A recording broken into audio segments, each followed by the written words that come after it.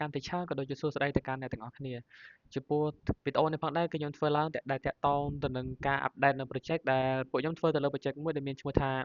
វត្តមាន Attendance Management System ចំពោះ project ហ្នឹងគឺយើងធ្វើដើម្បី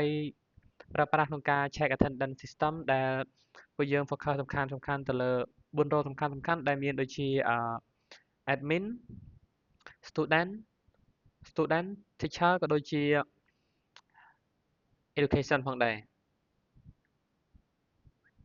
ហើយដំបូងហ្នឹងខ្ញុំនឹងបង្ហាញអ្នកទាំងអស់គ្នាទៅលើ result ដែលពួកខ្ញុំបានធ្វើនៅក្នុង sprint 1ហ្នឹងគឺតាក់ទងទៅនឹង admin dashboard ហើយនៅក្នុង admin dashboard ហ្នឹងផងដែរគឺពួកខ្ញុំហើយមាន feature សំខាន់ៗចំនួន7គឺទី1តាក់ទងទៅនឹង dashboard ទី2 user and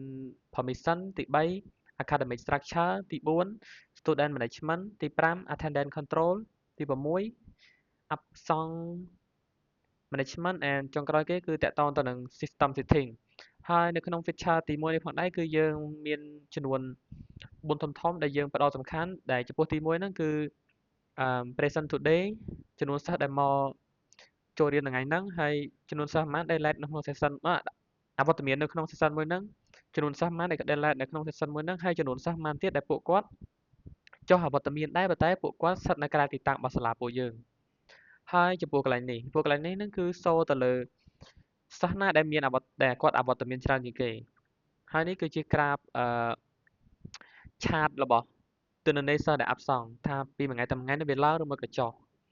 ចំពោះ feature បន្ទាប់ហ្នឹងគឺតាក់ទងទៅនឹង user permission ចំពោះ user permission នោះផងដែរគឺពួកយើងអនុញ្ញាតឲ្យ admin ធ្វើការ add គឺជា add នៅលោកគ្រូអ្នកគ្រូឬក៏ដូចជា add education ក៏ដូចជា add ឈ្មោះសិស្សផងដែរហើយចំពោះ academic structure ហ្នឹងគឺចំពោះ feature ហ្នឹងគឺយើងការបង្កើតឡើងដើម្បីឲ្យ admin គាត់គ្រប់គ្រងទៅលើដែលគាត់អាចឃើញទៅលើ academic year ឆ្នាំហ្នឹងថាយើងមានឆ្នាំសិក្សាអីខ្លះដូចជាសាលារបស់ពួកយើងមានចំនួន2025 2026ហើយនិង2026 27ហើយក៏យើងអាចមើលឃើញចំនួន class សរុបនៅក្នុងសាលារបស់យើងមកដែរថានៅក្នុងសាលារបស់យើងហ្នឹងមានថ្នាក់រៀនចំនួនប៉ុន្មានហើយយើងមាន generation ណាខ្លះហើយមួយវិញទៀតហ្នឹងក៏យើងអាច add academic year ថ្មីក៏ដូចជាយើងអាច add នៅ class បានថ្មីហើយក៏យើងអាចលុបបានផងដែរហើយយើងអាច edit នៅលើ class មួយនេះយើងអាចដូរទៅជាអីផ្សេងបានដែរចំពោះ feature student management ផងដែរគឺadmin គាត់អាចមើលឃើញចំនួនសិស្សទាំងអស់ដែលនៅក្នុងហ្នឹងហើយក៏គាត់អាច add ឈ្មោះសិស្សក៏ដូចជាការ add ឈ្មោះសិស្សបើសិនជាករណីដែលយើងមានសិស្សច្រើនដើម្បីកុំបាក់ add ម្ដងមួយអញ្ចឹងយើងអាចចុចនៅកន្លែងនេះដើម្បី add ចំនួនសិស្សយើងគាត់ទៅ pass ចូលទៅយើង add បានម្ដងច្រើនហើយតែនៅពិបាកចំណាយពេលក្នុងការរៀបចំ information មួយចំនួនដែរចំពោះ attendance control attendance control នោះផងដែរគឺយើងអាចឃើញចំនួនសិស្សប៉ុន្មានដែលគាត់កំពុងតែ let record ចំនួនសិស្សប៉ុន្មានដែលគាត់កំពុងតែធ្វើការ scan attendance ហ្នឹងហើយក៏ដូចជាចំនួនថ្ងៃហ្នឹងមាន attendance log record ណាខ្លះដែលអាចថាយើងនិយាយបានថា teacher គាត់បាន submit នៅ record ថាគាត់បានមកបង្ហាត់ថ្ងៃហ្នឹងឬមួយក៏គាត់អាចឃើញថាគាត់បាន submit attendance ថ្ងៃហ្នឹងហើយចំពោះ absence management ហ្នឹងគឺយើងសូត្រតាក់ទងទៅនឹងចំនួន total របស់សិស្សដែលគាត់ absent ដែលស្ថិតនៅក្នុង pending excuse ជាមួយនឹង unexcused ហើយយើងក៏សូរនៅចំនួនសូរនៅថ្ងៃខែចំនួនឈ្មោះសិស្ស class និង session ណាដែលគាត់អវត្តមានហើយ reason ហ្នឹងអីគេហើយ status ហ្នឹងគឺយើងអាចដាក់ជា status ដូចជាគាត់ late គាត់អវត្តមានឬមួយក៏គាត់អីផ្សេងៗចឹងទៅហើយចំពោះនឹង system setting ហ្នឹងគឺយើងតាក់ទងទៅនឹងថាយើង set ឡើងកន្លែងនេះនៅម៉ោងប្រហែលដែលយើងចូលនៅប្រហែលដែលយើងចប់ session ហើយនៅក្នុងរយៈពេលប្រហែលនាទីដែលសិស្សចំនួនគាត់ late ហើយនេះគឺជាកន្លែងដែលយើងអនុញ្ញាតឲ្យ download នៅ data ទុកហើយនេះគឺជាការ restore នៅ data ទាំងអស់ហ្នឹងមកវិញហើយក៏យើងអាច clear system បានផងដែរហើយមួយវិញទៀតហ្នឹងគឺជា Telegram integration ហ្នឹងគឺដោយសារតែពួកយើងបាន focus ទៅលើបើសិនក្នុងករណីដែលសិស្សហ្នឹងគាត់អវត្តមានអញ្ចឹងវានឹង auto alarm Telegram ហ្នឹងទៅកាន់chatbot មួយដែលមាននៅក្នុងហ្នឹងមាន user ជា education និង training team អញ្ចឹងពួកគាត់អាចមើលឃើញថានៅក្នុងហ្នឹងមានចំនួនសិស្សប្រមាណអ្នកដែលគាត់កំពុងតែអវត្តមាននៅក្នុងថ្ងៃហ្នឹងអញ្ចឹងចំពោះ admin dashboard ចាប់តែប៉ុណ្្នឹងខ្ញុំ នឹងធ្វើការបង្ហាញនៅក្នុងdashboard ផ្សេងទៀតដែលតាក់ទងទៅនឹង dashboard របស់ teacher ចំពោះ dashboard របស់ teacher វាដូចជាអត់សូវខុសគ្នាប៉ុន្មានទេប៉ុន្តែវាមាន feature ខ្លះ teacher គាត់អត់មានសិទ្ធិក្នុងការធ្វើទេចំពោះទី feature របស់ dashboard របស់ teacher គាត់មានចំនួន6ធំៗដែលមានដូចជា dashboard schedule attendance history management ក៏ដូចជា message ហើយចំពោះនៅក្នុង dashboard ហ្នឹងគឺគាត់អាចមើលឃើញចំនួនខ្លះដែលគាត់បរៀនថ្ងៃហ្នឹងដូចថានៅក្នុងមួយថ្ងៃហ្នឹងគាត់បរៀនប្រហែលខ្លះដោយសារតែមួយថ្ងៃយើងមាន4 session អញ្ចឹងអាចថាមួយថ្ងៃហ្នឹងគាត់បរៀនបើសិនជាគាត់ប៉ះ2ថ្នាក់នឹងឃើញ total កន្លែងហ្នឹង2ថ្នាក់ហើយកន្លែងcurrent session ហ្នឹងគឺកន្លែងហ្នឹងដំណើរការនៅពេលដែល system របស់គាត់ start កន្លែងហ្នឹងវានឹង auto ដើរហើយចំពោះកន្លែង check in count នេះចំនួនប្រមាណអ្នកដែលបានមក scan attendance នៅម៉ោងគាត់ហើយចំនួនប្រមាណអ្នកដែលបានអសងនៅម៉ោងគាត់ហើយចំពោះកន្លែង today schedule ហ្នឹងគឺពួកគាត់អាចឃើញteacher មួយគាត់អាចឃើញតែទិន្នន័យរបស់គាត់ទៅដូចជាបើសិនជាគាត់នៅក្នុងហ្នឹងឧទាហរណ៍នៅក្នុងមុខវិជ្ជា technology នៅម៉ោង BCU អញ្ចឹងបើសិនជាគាត់ត្រូវបរៀនម៉ោង BCU កន្លែង schedule ហ្នឹងគឺគាត់នឹងឃើញតែ BCU មួយមុខគាត់ហើយវានឹង auto start session តាមហ្នឹងទៅហើយចំពោះ session status ហ្នឹងគឺថាគាត់មានត្រូវបរៀនអត់ថ្ងៃហ្នឹងគាត់នឹងសូនៅកន្លែងហ្នឹងហើយបន្តមកទៀតគឺតកតងទៅនឹង schedule ចំពោះ schedule នោះផងដែរគឺពួកយើងចំពោះ system ផងដែរពួកយើងនឹងធ្វើការចាប់ API ចេញមកពីក្នុង calendar របស់សាលាពួកយើងដើម្បីមកសូនៅកន្លែងហ្នឹងដើម្បីឲ្យsession ដែលគាត់បរៀនហ្នឹងវា auto ទៅតាម system របស់យើងហ្នឹងគឺវា auto ទៅតាម timetable របស់សាលារបស់ពួកយើងបើសិនជានៅក្នុង timetable របស់ពួកយើងសាលារបស់ពួកយើងសូតាមម៉ោងហ្នឹងប៉ះម៉ោង logic ចឹងវាសូជា logic ទេបើសិនជាប៉ះម៉ោង front end ឬ back end វាសូតាមហ្នឹងទៅហើយចំពោះកន្លែង attendance ហ្នឹងគឺជាចំនួនសិស្សដែល scan នៅម៉ោងគាត់បើសិនជាម៉ោងហ្នឹងសិស្សគាត់បាន scan មកចំនួនប្រមាណអញ្ចឹងចំនួន10 20នាក់អញ្ចឹងទៅហើយ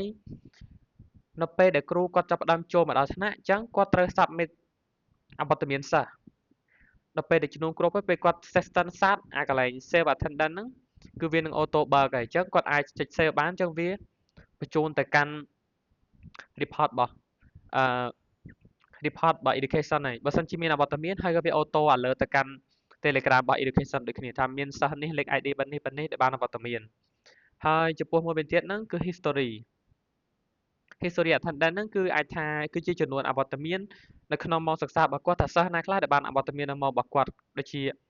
ថ្ងៃដែលកន្លងផុតទៅដែលរៀនមួយគាត់ដូចហើយចំពោះកន្លែង management នេះគឺជា list សិស្សទាំងអស់ដែលមាននៅក្នុងម៉ោងសិក្សាដែលគាត់កាន់ថ្នាក់ទាំងអស់ហ្នឹងហើយចំពោះកន្លែង message ហ្នឹងគឺជា feature មួយដ៏សំខាន់ដែរដោយសារតែកន្លែងហ្នឹងនៅក្នុងករណីដែលសិស្សអវត្តមានវានឹង report ទៅកាន់ក្រុម Telegram របស់ education ឬមួយក៏ training team អញ្ចឹងទៅហើយនៅពេលដែលកាលណាតែក្នុងសាលារបស់ពួកយើងគឺដ៏សំខាន់ថាបើសិនជាយើងច្បាប់ឬយើងស្អីមួយយើងត្រូវសុំច្បាប់ពីខាង education ឬក៏ training team ក៏ប៉ុន្តែគ្រូគាត់អត់ដឹងអញ្ចឹងវា alert ទៅកាន់ Telegram ដល់ពេលដែល Telegram ខាង education ឃើញពួកគាត់នឹង add reason ឲ្យថាសិស្សហ្នឹងឈប់ដោយសារមូលហេតុនេះឬក៏ពួកគាត់អត់បានសុំច្បាប់ទេអញ្ចឹងគាត់នឹង send មកវិញមកកាន់គាត់នឹង report មកវិញមកកាន់លោកគ្រូអ្នកគ្រូដែលកាន់នៅក្នុង session មួយហ្នឹងហើយអញ្ចឹងវា alert នៅក្នុង message មួយហ្នឹងអញ្ចឹងចំពោះរបស់គ្រូក៏ចប់តែប៉ុណ្្នឹងអញ្ចឹងខ្ញុំទៅសូននៅកាន់របស់ education ម្ដង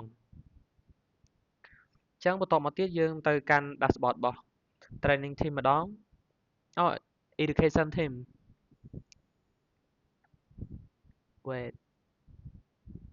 copy password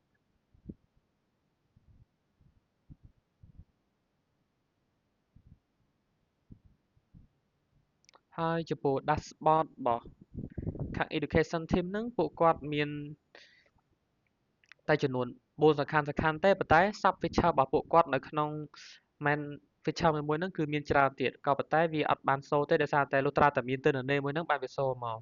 អញ្ចឹងទី1តកតងទៅនឹង dashboard ពួកគាត់អាចឃើញtotal សរុបរបស់ student ដែលគាត់មកចូលរៀនថ្ងៃហ្នឹង late ថ្ងៃហ្នឹងកន្លែងហ្នឹង follow up pending ដោយសារសាលារបស់ពួកយើងបើសិនជាក្នុងករណីដែលសិស្ស គាត់មករៀនយឺតមានអីច្រើនអវត្តមានច្រើនអញ្ចឹងគឺសាលាពួកយើងផ្ដោតសំខាន់ទៅលើ follow up ទៅលើសិស្សមួយហ្នឹងដែរចំពោះមួយទៀតហ្នឹងគឺជា high risk student ចំពោះកន្លែងហ្នឹងក៏វាសំខាន់ដែរដោយសារតែក្នុងហ្នឹងកាលណាតែសិស្សហ្នឹងគាត់អវត្តមានចាប់ពី3ដងឡើងហើយក៏ដូចជាគាត់លែតច្រើនដងទៅវាចូលជាឈ្មោះរបស់គាត់ទៅក្នុង high risk ហើយពួកគាត់គ្រាន់តែស្ថិតនៅក្នុងហានិភ័យហើយនេះគឺជាតារាងដែលនឹងសូឈ្មោះសិស្សណាដែលគាត់ស្ថិតនៅក្នុងភាពហានិភ័យអញ្ចឹងទៅហើយមួយវិញទៀត monthly absent rate អាហ្នឹងគឺជាកន្លែងក្រាបនៃសូថានៅក្នុងមួយខែរយៈពេលមួយខែឬមួយសប្តាហ៍ឬមួយក៏មួយឆ្នាំហ្នឹងថាសិស្សហ្នឹងគឺគាត់នៅក្នុងខែមួយណាសប្តាហ៍មួយណាដែលមានសិស្សអវត្តមានច្រើនជាងគេហើយមួយវិញទៀតហ្នឹងគឺកន្លែងហ្នឹងក៏សូនៅ student absent ប្រចាំថ្ងៃផងដែរហើយចំពោះកន្លែងហ្នឹងគឺតាក់ទងទៅនឹង absent follow up absent follow up ហ្នឹងគឺពួកយើងសូតាក់ទងទៅនឹងថាឈ្មោះសិស្សណាដែលគាត់អវត្តមានច្រើនវានឹងចូលមកកន្លែងហ្នឹងហើយដល់ពេលបញ្ចូលមកពីកន្លែងហ្នឹង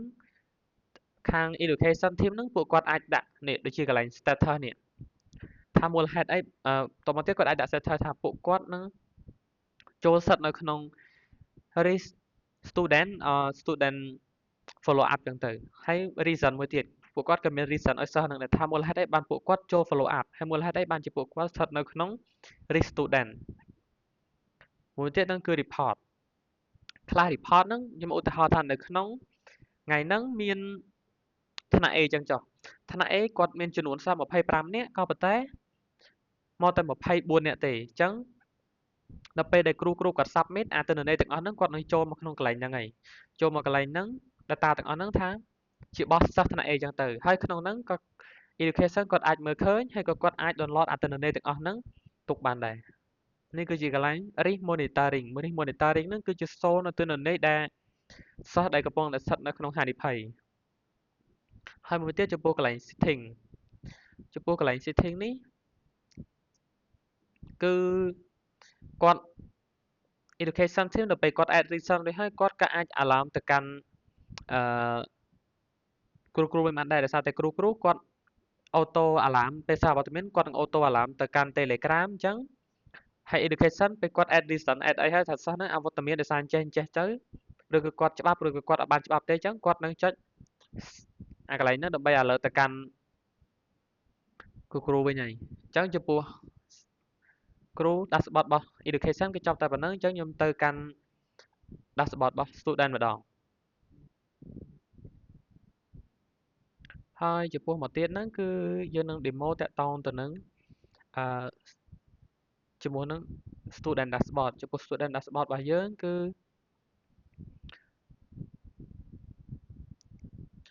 ហើយ student dashboard ហ្នឹងគឺពួកគាត់មើលបានដូចជាអត់សូវគាត់អត់សូវមាន permission ក្នុងការមើលទិន្នន័យច្រើនដូចជា dashboard ផ្សេងទេចំពោះទី1ពួកគាត់អាចមើលឃើញពីទិន្នន័យរបស់ពួកគាត់ overall rate របស់គាត់ថាគាត់មករៀនញឹកញាប់ប៉ុណ្ណាជាភាគរយចឹងទៅប្រសិនតែពួកគាត់មកសរុបប្រហែលថ្ងៃនៅក្នុងមួយឆ្នាំហ្នឹងហើយគាត់ late ប្រហែលដងហើយគាត់អវត្តមានប្រហែលដងចឹងទៅហើយមួយទៀតហ្នឹងគឺ recent record ហ្នឹងគឺជាទិន្នន័យថ្មីដែលពួកគាត់បានធ្វើហើយនេះគឺជា graphic ដែលពួកគាត់ក្នុងសប្តាហ៍ហ្នឹងគាត់មករៀន 100% ឬមួយក៏ពួកគាត់អវត្តមានចំនួនប៉ុណ្ណាឬមួយគាត់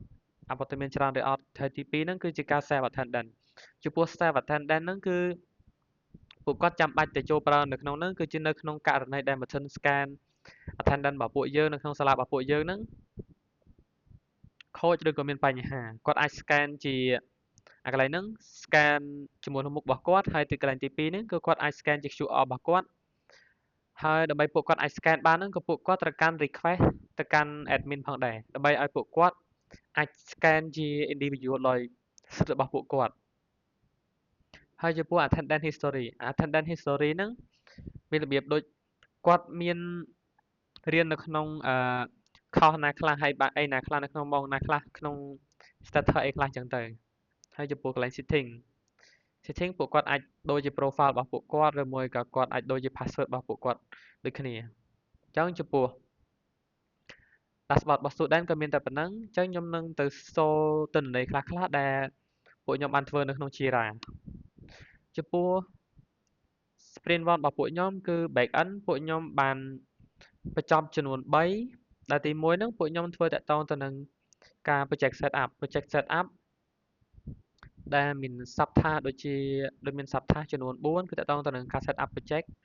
ហើយទី2ហ្នឹងគឺការ design table ដែលពួកយើងមាន role ទាំងអស់ហ្នឹងពួកគាត់ភ្លេចដាក់ដានពួកឥឡូវនេះ project ហ្នឹងគាត់បានចប់ហើយតែពួកគាត់ភ្លេចដាក់ហើយទី2ហ្នឹងគឺជាការ develop manual attendant API ចំពោះកន្លែងហ្នឹងក៏ពួកគាត់បានបញ្ចប់រួចហើយដែរប៉ុន្តែពួកយើងស្ថិតនៅក្នុងការធ្វើ test របស់ QA មួយទៀតហ្នឹងគឺជាការ អឺ develop admin management API ដែលមានដូចជាការ create add role ការ assign role អីជាដើមក៏ដូចជាការបង្កើតនៅ academic year ផងដែរហើយមួយទៀតហ្នឹងគឺជា develop dashboard API ចំពោះ develop dashboard API ហ្នឹងក៏ពួកគាត់អត់ទាន់បានធ្វើទេប្រហែលជាពួកគាត់ត្រូវធ្វើយប់ហ្នឹងឬមួយក៏ថ្ងៃបន្ទាប់ទៀតហើយចំពោះនៅក្នុង sprint 1ពួកយើង front end ពួកយើងធ្វើចំនួន3នាក់ដែលមានខ្ញុំមួយនិងគ្នាយើងចំនួន2នាក់ផ្សេងទៀតដែលមាន set up project develop នេះដែលមានទាំងអស់ហ្នឹងអ